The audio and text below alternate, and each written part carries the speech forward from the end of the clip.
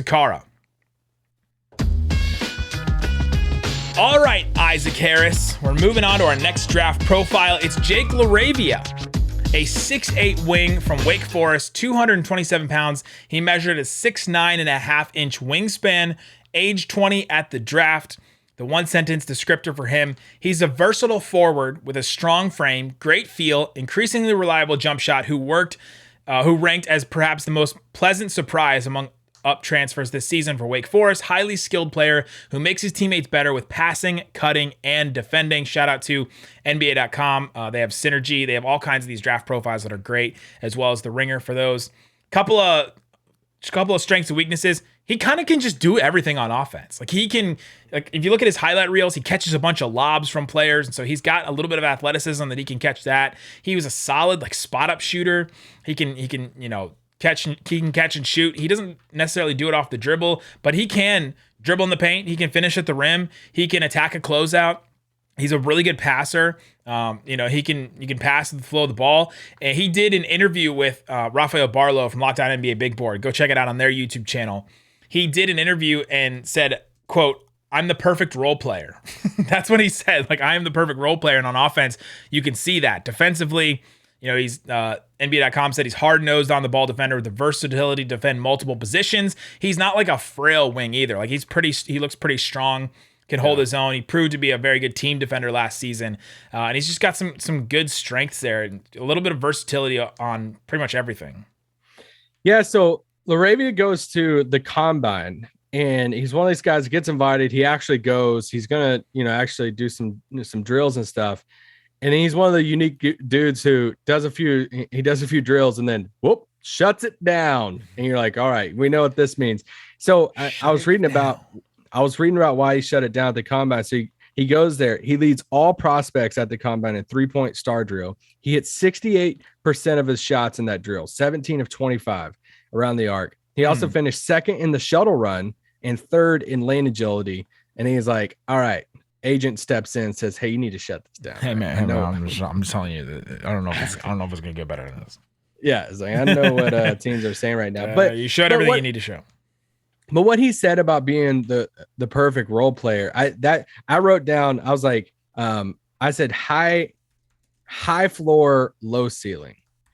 I think he's like, I don't see him as a star, but I don't see a way. I mean, and once again, could be wrong in this. I just don't see a way in like he fails in the league. I think like what type, like he was 40% on spot up shots. Some people consider him like literally one of the best shooters in the draft, but you also look at some of his percentages too. And you're like, all right, like, has he always been that? Cause he's a transfer. So he started at Indiana State, transfers to Wake Forest. And his shooting numbers hasn't always been there, but this past year he shot 38% from three. Like I said, 40% on spot up shots. So he definitely improved in that. He has the feel of the game. He's just I know it sounds really dumb and cliche. He's just a really good all around player at 6'8" who can do a little bit of everything. I do worry a little bit about like what you ask of him. Yep. I don't like him in like shot creation. I don't like him like, hey, let's run pick and roll, ISO it out type of thing, go get a bucket. I don't like that. But could he be a version of a 3-and-D guy off the bench who could also put on the floor a little bit? Possibly. His athleticism is a little bit like, like some of his speed looked a little slow sometimes. If you're going to talk about some weaknesses, like, the lack of length, he only got a 6'9" wingspan. So it's not like he's got this, like we talked about Tari Eason, who was same height. They measured it exactly 6'8". Tari Eason's got a 7'2.5" wingspan, and Laravia's got a 6'9.5". That's 5-inch different of a wingspan. Like, that's a lot.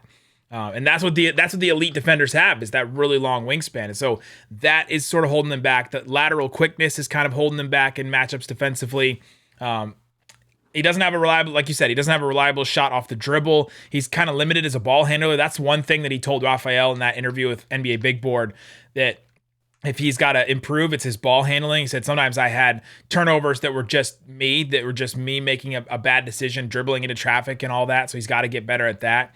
And then he's just not a primary shot creator at this point. So you're not asking him to, like, I don't even know if you're asking him to, okay, come off the bench and run this second unit, right? No. Like, I don't know if you would ask him to do that on the next level. No, but could he come off the bench and be a 3-and-D guy and say, hey, hit some shots, switch off. He can switch off on some guys. It's not like he's just getting blown past. Like, he's a versatile defender. I wrote down 2 names for me. Comps? Yeah. Yeah, I got some. Two guys from France. Wow. Nick Batum and Boris Diaw. I like the Boris Diaw one. Boris Diaw's a little smaller, I think, as far as height wise. But yeah, I started off with Nick Batum in the sense of bigger guy. He basically playing that 3-and-D role. Yeah. You're not running ISO plays for Nick Batum. Nope. Batum's probably a better defender, but just that type of frame and what you ask of Batum. Anyway. The Ringer had a great one. This is like as soon as I saw this, I was like, oh, how did I not think of this? Kyle Anderson, your nemesis. My guy. And then it's perfect. It's that guy that can give you a little bit of passing, like a little bit of shot creation, a little bit of this. He's like, can do it all, but he's like got kind of no weaknesses in his game. Yeah. But he's a little bit taller too. I think Kyle Anderson's like 6'5", 6'6". Could be wrong. No, I think he's bigger than that. The other one that stood out to me, like if he's going to excel at a couple things in the NBA, was Gordon Hayward. I could just see that as a wing that can score. Like he can hit some shots off the dribble. He can score here and there. He was asked to score a lot at Wake Forest, which is kind of a weird thing for him because he was a transfer. He transferred up conferences. Yeah. He came from the Missouri Valley Conference, then to Wake Forest, and he was asked to do more at Wake Forest. So it was kind of a weird situation for him. And they did well. He had incredible games against Duke and UNC. Like he had like a 31-point game against UNC where he was like finishing post moves around UNC. Who's the guy with the hair at UNC? Baycott? No, your guy, the white guy with the hair.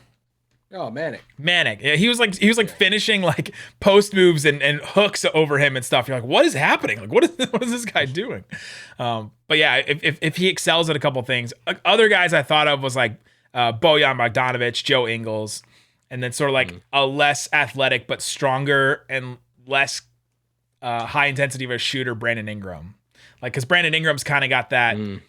The dribble's not completely there, but he can shoot, but he can do a bunch of different little things. He's a better passer than people expect, and like all that kind of stuff. I'm not sure he's going to be the star that Brandon Ingram is, but like that style of a player. Availability. Raphael has him as a first rounder now. He rose up his draft board. The first time Raphael sent me a big board, he had him at like 55.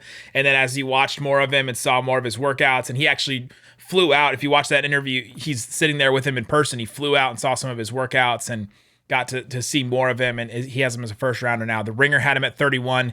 ESPN mocked him at 32.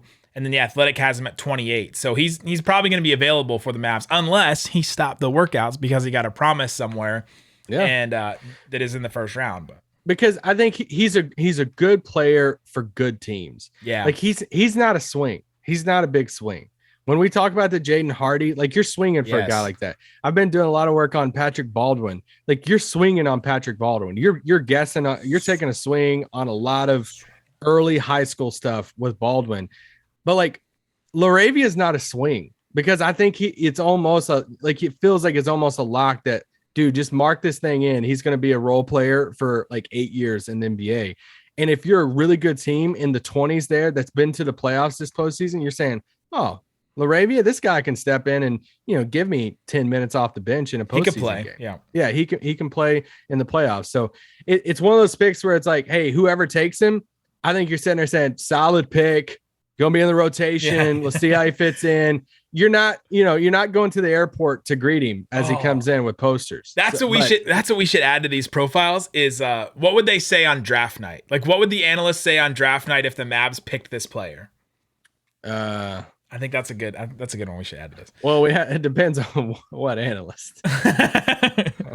Is it Kendrick Perkins? This is a terrible pick. Why the Mavs should take him and why they shouldn't take him, which is kind of what the analysts say. They should take him. They're betting on the skill set will translate to the next level, that he would be a perfect role player that can play next to anyone and fill a bunch of holes. Whatever you want in your lineup, like he can move up and play 4. Like there are lineups, and if you're playing small, he could be like your 5, and like if you're playing against a really small team. He's 6'7", 6'8". Yeah, he's 6'8" with so he can do that, and he'd be that perfect role player. Why they shouldn't take him? The athleticism doesn't carry over to the next level in the NBA, which limits his defense. His handle, which he already admits is a weakness for him, limits him offensively, and then his shot just isn't good enough. Because if those two things don't work, if the defense and the handle don't work for him, then all of a sudden you're like, okay, what are you? Are you a spot up shooter? Okay, well, if your spot up shooting isn't good, then all of a sudden, like, what are you in the NBA? And so I think it's those three things that really have to carry over, like the athleticism, the handle, and the shot. Yeah, so if they really believe in the shot, you say, why do we take them? They take him because they're saying, all right, could we get a more mobile, better defending Davis Bertans in Laravia? Bertans is 6'10", but it's like not as good of a shooter though, I don't think. No, but that's what I'm saying. If you think he is that good of a shooter, I mean, he goes to the combine, does all these shooting drills, right, and then he's out, and then you talk to some people, and they're like, hey, he's one of the best shooters in the draft. If they think he's that good of a shooter, then you're like, all right, he's more mobile in Bertans. We see in Bertans' role. Can we throw him in that type of role and he'd be a little bit better?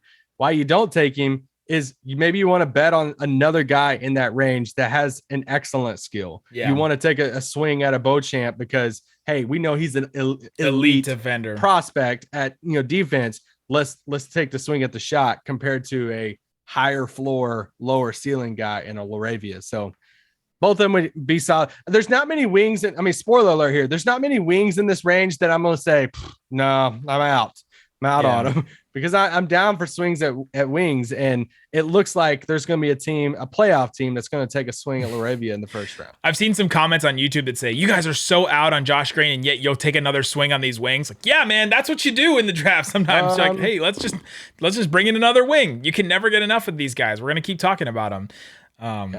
Yeah, and just because we say we want to draft one of these guys doesn't mean we're done with Josh Green either, right? Like, no, but I mean, so when you ask the question, when I ask the question, is he better than Josh Green right now? I'm asking more about that rotation. Yeah. Because we went to the conference finals and it's like, man, we need another body off the bench. Whether Josh is on the team or not, can we get an eighth guy? Like, can we get another guy, an eighth man, a ninth man in this rotation that we're like, hey, we trust you in a series? Like we're seeing Otto Porter log some minutes for the Warriors in the finals. Like, can a Laravia be an Otto Porter and give us some minutes like that in a playoff series compared to, we love Josh, but like Josh seemed just scared at times. And it was like, what's Josh's elite skill that he's on the floor for outside of like passing or something? So anyway, that's why I asked that question.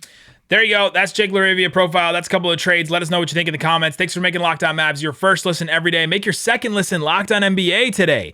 Go check it out with Wes and Adam Mares. Great stuff all the time. I host the episode on Thursday, so if you haven't listened to that, go listen to that. Guys, thanks so much for listening to Locked On Mavs. Peace out. Boom.